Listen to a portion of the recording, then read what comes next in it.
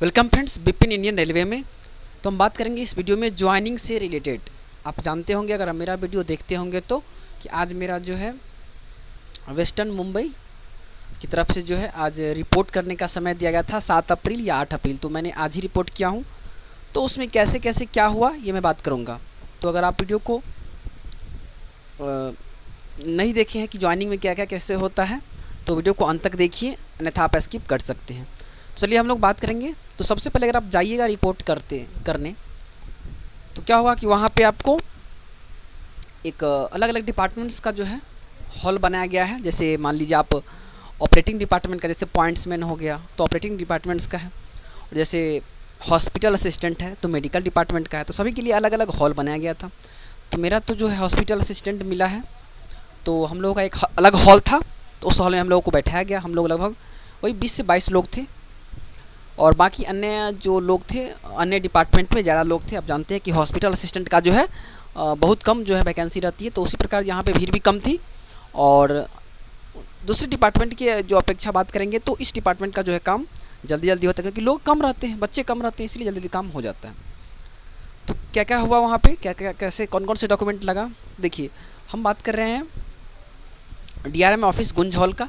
तो यहाँ पे आप से वही डॉक्यूमेंट का जीरोक्स लेते हैं जो डॉक्यूमेंट जो है DB में नहीं लगा था। मान लेते हैं आप DB में गए थे और वहाँ मैट्रिक तक का दिए थे आप डॉक्यूमेंट, तो इंटर का डॉक्यूमेंट और ग्रेजुएशन का जो डॉक्यूमेंट होगा वो आपको अभी लगाना पड़ेगा, क्योंकि वो आप उस टाइम पे नहीं दिए थे। तो बोल देते हैं कि जो आप DB में नहीं दिए हैं वो दीजिए, क्योंकि वो तो सारा मेरे पास है ही। वहाँ आप जो भी डॉक्यूमेंट जमा करके आए थे वो सारा डॉक्यूमेंट का लिस्ट इनके पास रहता है।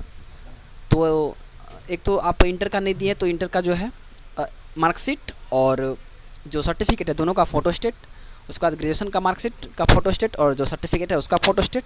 सर्टिफिकेट नहीं है मान लेते हैं ग्रेजुएशन का, तो पर भी चल जाएगा। जो है आपके पास वही दीजिए। अगर आप ITI की हैं तो ITI का सर्टिफिकेट दीजिए, यानी कि जो एक्स्ट्रा जो DB में जमा नहीं किया और बाकी आपके पास एक्स्ट्रा है क्वालिफिकेशन बचा हुआ, तो उसका सबका जो है आपको वहाँ पर देना पड़ेगा।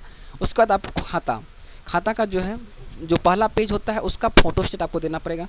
उसके बाद पैन कार्ड का जो है फ़ोटोस्टेट देना पड़ेगा, और खाता के नीचे जो फ़ोटोस्टेट होता है उस पर भी सिग्नेचर करना होता है, और पैन कार्ड होता है उसके नीचे भी आपको सिग्नेचर करना होता है। उसके बाद आपको चेकबुक है तो क्या करिए, उस चेकबुक पर कैंसल्ड लिखिए, और कैंसल्ड लिख करके आप फ़ोटोस्टेट कराने जाइए। और जो एक ओरिजिनल है जो फ़ोटोस्टेट कराए हैं दोनों लेते हैं वो, और दोनों के नीचे में आप क्या करिए सिग्नेचर कर दीजिए। उसके बाद चेकबुक पर सिग्नेचर कराने के बाद आपको क्या करना है कि जाना है जहाँ पे सभी डॉक्यूमेंट्स जमा होते हैं। उसके बाद आपको जो है बुलाया जाएगा। नाम वहाँ पे उच्चारण करते रहते हैं जी, अगर आपका नाम आ गया है तो आप वहाँ पे जाइएगा। और आपके पास अटेस्टेशन फॉर्म भी होगा, तो उस अटेस्टेशन फॉर्म का 3 कॉपी कराना पड़ते हैं, यानी कि 3 आपको पहले बिना भरे हुए करवाना है, और तीनों में हैंड्स राइटिंग में भरना है। ऐसा नहीं कि भरने के बाद फोटो स्टेट निकालिए, ऐसा नहीं है। 3 प्रति निकालिएगा बिना भरा हुआ, और तीनों में भर भर के जी जो भी उसमें भरना है अलग अलग डिटेल्स भरना है। उसके बाद आपको 3 स्टेशन फॉर्म ले जाना है वहाँ पे। उसके साथ आपका करेक्टर सर्टिफिकेट होगा। करेक्टर सर्टिफिकेट पे क्या होता है कि हम आपको इससे पहले वीडियो बता चुके हैं कि किन लोगों का सिग्नेचर उस पर होता है। अगर नहीं देखे तो देख लीजिएगा।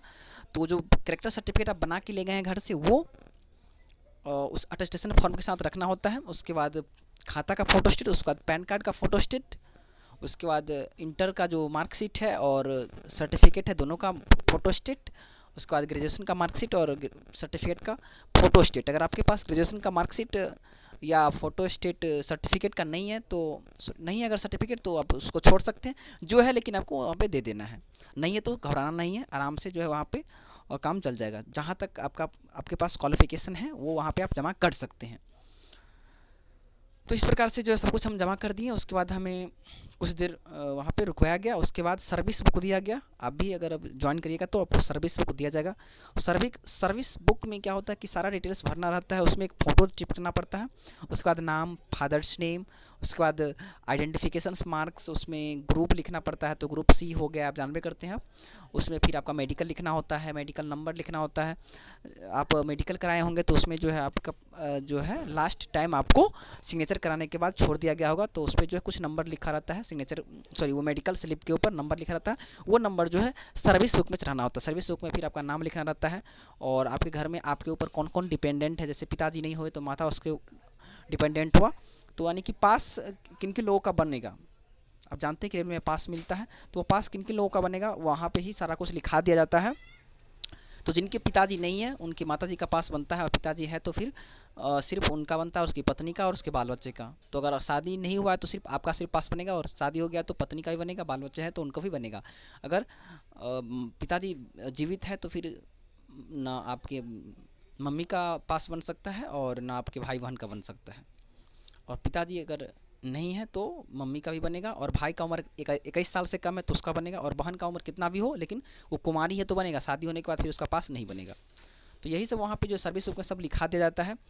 और उसके बाद क्या होता है कि सर्विस बुक में भर लेने के बाद जो आज हम लोग को बोला गया कि अब आप 13 तारीख को आइए, क्योंकि 13 तारीख को रोज़गार मेला लग रहा है। आप जानते होंगे कि जो रोज़गार मेला का जो डेट है वो पहले 10 अप्रैल था, अब बदल गया 13 अप्रैल हो गया। तो हम लोगों को क्या हुआ कि अब 4-5 दिन यानी कि लगभग 5-6 दिन रुकना पड़ेगा। हम लोग तो समझिए तो आज ही आ गए थे, यानी 7 अप्रैल को, आज वहाँ रिपोर्टिंग भी समय था तो हम लोग आ गए थे। लेकिन अब हम लोग को 12 यानी कि 12 तक रुकना पड़ेगा, और 13 को काम है। तो देखिए 13 को क्या होता है, फिर हम 13 को आप लोगों को फिर से वीडियो बना के बताएंगे कि कैसे कैसे क्या हुआ। तो चलिए हम लोग फिर से मिलेंगे एक नए वीडियो में, नए वीडियो तक ले जय हिंद, जय भारत।